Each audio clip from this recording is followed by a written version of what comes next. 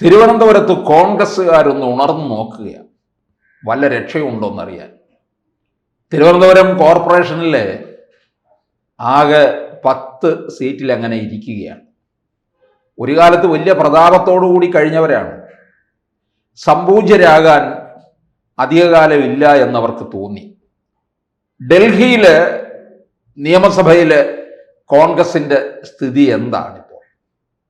അതേ അവസ്ഥയിലേക്ക് തിരുവനന്തപുരം കോർപ്പറേഷനിൽ കോൺഗ്രസ് പോകും എന്ന് ബോധ്യമായി. അതുകൊണ്ടാണ് ഇപ്പോൾ അവരൊരു പുതിയ കളി കളിച്ചത്.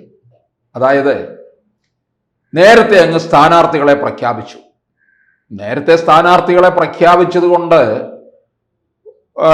കോൺഗ്രസ് വരും, കോൺഗ്രസ് ഭരണം മികച്ചതാകും എന്നൊന്നും നമ്മൾ കരുതണ്ട. ഇതിനകത്ത് എനിക്കുണ്ടാകുന്ന ഒരു സംശയം, കെ മുരളീധരനാണ് നയിക്കുന്നത്. കെ മുരളീധരൻ നല്ല നേതാവാണ്, യാതൊരു സംശയവുമില്ല. KPCC പ്രസിഡന്റായിട്ടിരുന്ന സമയത്ത് KPCC ആസ്ഥാനം, അതായത് ഇന്ദിരാഭവൻ, ഒരാളും അനക്കവും ഒച്ചയും ബഹളവും ഒക്കെ ഉണ്ടായിരുന്നു, ഉണർവായിരുന്നു. ഇപ്പോഴോ? ഇപ്പം നമ്മൾ പറയും ശ്മശാന മൂകത എന്നൊക്കെ. ശ്മശാനത്തെ അങ്ങനെ നമ്മൾ പരിഹസിക്കരുത്, അവിടെ ഇത്രയും കൂടെ ബഹളമൊക്കെ ഉണ്ട്. ഇത് ആർക്കും വേണ്ടാതെ ഒരു ഭാർഗവീ നിലയം പോലെ കിടക്കുന്നു. പണ്ട് സുഗതൻ മാസ്റ്റർ പറഞ്ഞിട്ടുണ്ട്, സെക്രട്ടേറിയറ്റ് ഇടിച്ചു നിരത്തി ചൊറുതനം നടന്നു. എൻ്റെ അഭിപ്രായത്തിൽ ആ ഇന്ദിരാഭവൻ ഇടിച്ചു നിരത്തിയിട്ട് അവിടെ ചൊറുതനം നടുകയാണ് വേണ്ടത്, അല്ലെ വിൽക്കുക. കോൺഗ്രസ്സുകാരന്മാരെന്ന് പറഞ്ഞാൽ നമുക്കറിയാം, തമ്മിൽ പാരവെപ്പും പെട്ടിയെടുപ്പുകാരൻ മുതൽ അങ്ങോട്ട് മുഖ്യമന്ത്രി പദം സ്വപ്നം കണ്ട് നടക്കുന്നവരാണ്.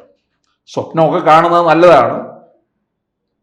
അപ്പൊ ഈ KPCC ആസ്ഥാനത്തിന് ഉണർവ് വന്നത് മുരളീധരന്റെ ഒരു സമയത്താണ്. അങ്ങനെ മുരളീധരന്റെ ആ ഉണർവിലൂടെ നമ്മൾ കണ്ടതാണ്. മുരളീധരൻ ഒരു തവണ പരാജയപ്പെട്ടിട്ടുണ്ട്, അത് നമുക്കറിയാം. മുഖ്യമന്ത്രിയായിരുന്ന സമയത്ത് ഉപതെരഞ്ഞെടുപ്പിനെ നേരിട്ടപ്പോൾ വടക്കാഞ്ചേരിയിൽ പരാജയപ്പെട്ടു. അത് കാറിൽ നിന്ന് അതിൻ്റെ കാറിൻ്റെ ഗ്ലാസ് പോലും താക്കാതെ അതിനകത്തിരുന്നുകൊണ്ടാണ് തൊഴുകയുമായിട്ടിരിക്കുന്ന വോട്ട് ചോദിച്ചുകൊണ്ട്. പക്ഷേ ആ മുരളീധരനൊക്കെ മാറിപ്പോയി, യഥാർത്ഥ രാഷ്ട്രീയം പഠിച്ചു. പിന്നീട് അത് ശക്തമായി തെളിഞ്ഞത് വട്ടിയൂർക്കാവിൽ നിന്ന് മത്സരിച്ചപ്പോഴാണ്. വട്ടിയൂർക്കാവ് മണ്ഡലം ഇത്രയും ചേർത്ത് നിർത്തിയ ഒരു കോൺഗ്രസ് നേതാവിനെ വേറെ കണ്ടിട്ടില്ലെന്നുള്ളതാണ്. വട്ടിയൂർക്കാവ് മണ്ഡലം എന്ന് പറയുന്നത് വിദ്യാസമ്പന്നരുടെ നല്ല മൂത്ത നായന്മാരുടെ മണ്ഡലം കൂടാണ്. അങ്ങനെയുള്ള ആ മണ്ഡലം ഈ കെ മുരളീധരൻ കയ്യിലെടുത്തു എന്നുള്ളതാണ്. അവിടെ വോട്ടർമാരുമായിട്ടുള്ള ഒരു അടുപ്പം, വോട്ടർമാർക്ക് ലീഡറുടെ മകനായ മുരളീധരനുമായിട്ടുള്ള അടുപ്പം, അത് നമ്മൾ കാണേണ്ടത് തന്നെയാണ്.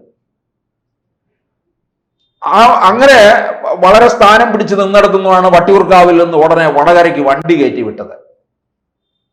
ശരി, ആയിക്കോട്ടെ. അവിടെ പോയി ജയരാജാക്കന്മാരിൽ അതികായനായിട്ടുള്ള നടുനായകത്വം വഹിക്കുന്ന സാക്ഷാൽ പി ജയരാജനെ തറപറ്റിച്ചു. പിന്നെ അത് കഴിഞ്ഞപ്പോൾ നേമത്ത് വിട്ടതാണ്. പിന്നെ അത് കഴിഞ്ഞ് വടകരയിൽ ചെന്ന് പോസ്റ്റർ ചുവരെഴുതാൻ തുടങ്ങിക്കഴിഞ്ഞപ്പോൾ ഉണ്ട് തൃശ്ശൂരിലേക്ക് വിട്ടു. കോൺഗ്രസിന്റെ നേതൃത്വം എങ്ങോട്ട് പോകണമെന്ന് പറയുന്നു അങ്ങോട്ടേക്കൊക്കെ പറഞ്ഞു വിടുക, തെക്ക് വടക്ക് ഓടിക്കുക എന്നുള്ളതായിരുന്നു. തൃശ്ശൂരിലെ കോൺഗ്രസ്സുകാർ തന്നെ ഒരു മൂലയ്ക്ക് കൊണ്ടുവന്ന് ഇരുത്തി കൊടുത്തു. പക്ഷെ മുരളീധരനെ യഥാർത്ഥത്തിൽ KPCC പ്രസിഡന്റ് സ്ഥാനം വഹിക്കാൻ യോഗ്യനാണ്. അതുപോലെ തന്നെ മന്ത്രിയാകണം. UDF അധികാരത്തിൽ വരുന്നുണ്ടെങ്കിൽ ഒരു പ്രധാന വകുപ്പ് കൊടുക്കണം. ഇനിയും മുഖ്യമന്ത്രി സ്ഥാനത്തിന് നിരവധി പേർ വേഷം കെട്ടി നിൽക്കുന്നുണ്ടല്ലോ, അതിലൊരാളെ മുരളീധരനെ ആക്കാം. മുരളീധരൻ വേഷം കെട്ടി നിൽക്കുന്നില്ല, മുരളീധരൻ സമയം കാത്തിരിക്കുന്നതേ ഉള്ളൂ. മുരളീധരനിൽ എത്തേണ്ട ആ സമയത്തെത്തിയിരിക്കും, അതിനും സർവ്വതാ യോഗ്യനാണ്. അങ്ങനെയുള്ള മുരളീധരനാണ് ഈ തിരുവനന്തപുരം കോർപ്പറേഷന്റെ ഈ തെരഞ്ഞെടുപ്പിന്റെ ചുക്കാൻ മുഴുവൻ പിടിക്കുന്നത്. സകല വാർഡുകളിലും ഇപ്പോൾ വലിയ യാത്ര നടത്തുകയാണ് ഒരു സംഘമായിട്ട്. ഏതാണ്ട് ഒരു വിജയഭേരി മുഴക്കിക്കൊണ്ടാണ് മുരളീധരന്റെയും സംഘത്തിന്റെയും നീക്കം. 101 വാർഡുകളിലും അങ്ങനെ ചെല്ലുകയാണ്. പോകുന്ന കണ്ടു കഴിഞ്ഞാൽ കെ മുരളീധരൻ തിരുവനന്തപുരം പാർലമെന്റ് മണ്ഡലത്തിലെ സ്ഥാനാർത്ഥിയായിട്ട് മത്സരിക്കുന്നോ എന്ന് സംശയം തോന്നിപ്പോകും. തരൂര് കോൺഗ്രസ് പാർട്ടി വിട്ടിരുന്നുവെങ്കിൽ ഉപതെരഞ്ഞെടുപ്പിലേക്ക് പോവുകയായിരുന്നെങ്കിൽ ഇവിടെ മത്സരിക്കുമായിരുന്നു. അത് കടുത്ത മത്സരവുമായിരിക്കും. അപ്പോൾ ആ മുരളീധരനെ ഇറക്കിക്കൊണ്ട് തിരുവനന്തപുരം കോർപ്പറേഷനിൽ വന്നിരിക്കുന്നതിൻ്റെ കാരണം എന്ത്? അതിനകത്തൊരു സംശയം ഉണ്ടാകണം.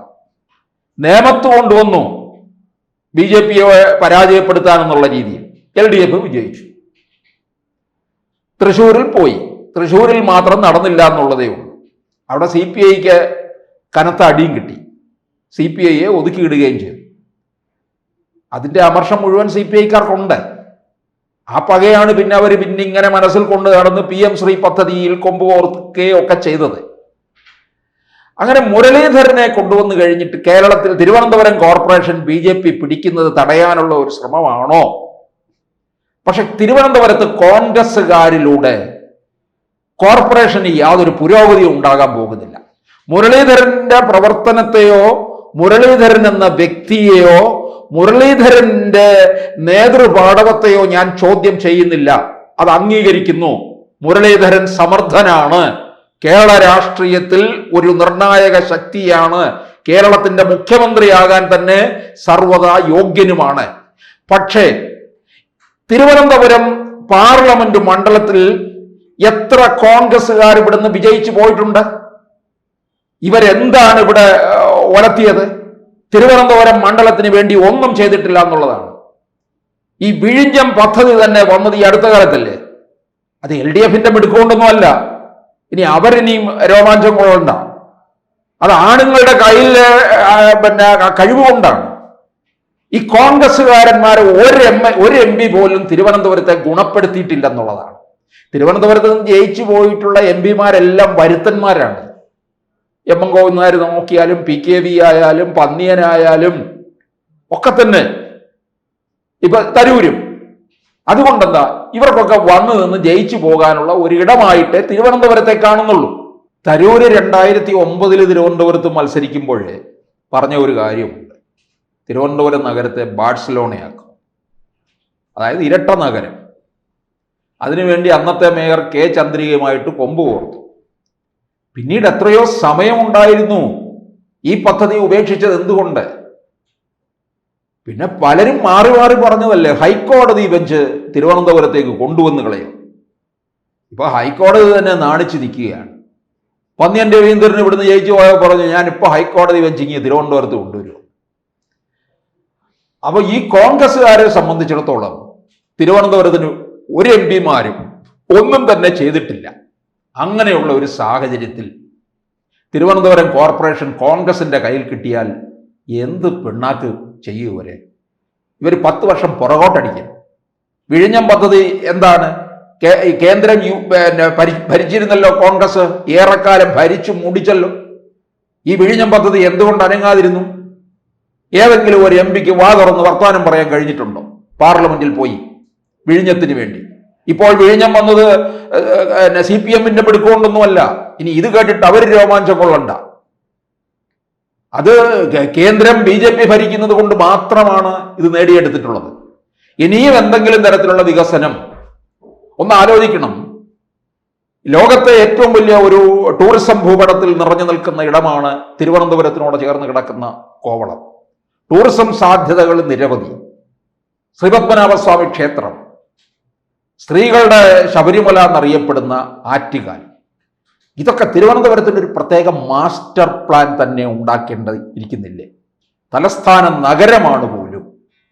എന്നിട്ട് കോൺഗ്രസ്സുകാർക്ക് ഇന്നേ വരെ ചെയ്യാൻ കഴിയാത്ത എത്രയോ കാര്യങ്ങളാണുള്ളത്. അവരാണോ ഇനി തിരുവനന്തപുരം കോർപ്പറേഷൻ പിടിച്ചിട്ട് തിരുവനന്തപുരം കോർപ്പറേഷനിൽ എന്തോ മറിക്കുമെന്നുള്ള രീതിയിൽ? K. മുരളീധരൻ അധ്വാനിക്കുന്നത് കോൺഗ്രസ് എങ്ങനെയെങ്കിലും ഒന്ന് ഗുണം പിടിക്കട്ടെ എന്ന് കരുതിയാണ്. കോൺഗ്രസ് എവിടെ ഗുണം പിടിക്കാൻ എന്നുള്ളത് നമുക്ക് അറിയാം. ഭരണവിരുദ്ധ വികാരം കേരളത്തിൽ പ്രതിഫലിക്കുന്നു എന്നുള്ളത് കൊണ്ടാണ് K. മുരളീധരൻ ഇപ്പോൾ അതിശക്തമായിട്ട് രംഗത്തിറങ്ങിയിരിക്കുന്നത്. എന്തുകൊണ്ട് K. മുരളീധരനെ ഇവർ ഏൽപ്പിച്ചു എന്ന് ചോദിച്ചാൽ, BJP തിരുവനന്തപുരം പിടിച്ചെടുക്കുമോ? ആ തിരുവനന്തപുരം കോർപ്പറേഷൻ തന്നെ പിടിച്ചു കഴിഞ്ഞാൽ അവർ കണക്ക് കൂട്ടുന്നുണ്ട് 2029 നടക്കാൻ പോകുന്ന ലോക്സഭാ തെരഞ്ഞെടുപ്പിൽ തിരുവനന്തപുരം കോൺഗ്രസിന്റെ കയ്യിൽ നിന്ന് എന്നേക്കുമായിട്ട് BJP അപഹരിക്കും. അത് ഉറപ്പായ കാര്യമാണ്. 26-ൽ തന്നെ ഏതാണ്ടൊരു 5-6 സീറ്റെങ്കിലും കേരളത്തിൽ നേടും. തിരുവനന്തപുരത്ത് നിന്ന് 2-3 സീറ്റുകൾ പോലും നേടാനുള്ള സാധ്യതയുമാണ് നിൽക്കുന്നത്. ഈ സാഹചര്യത്തിൽ ഒക്കെ കണ്ടുകൊണ്ടാണ് കെ മുരളീധരനെ തിരുവനന്തപുരത്ത് ഇറക്കി കോൺഗ്രസുകാർ കളിപ്പിക്കുന്നത്. കൂടുതൽ വാർത്തകളും വിശേഷങ്ങളും നിങ്ങളിലേക്ക് എത്താൻ ABC മലയാളം സബ്സ്ക്രൈബ് ചെയ്യുക, ബെൽ ബട്ടണും അമർത്തുക.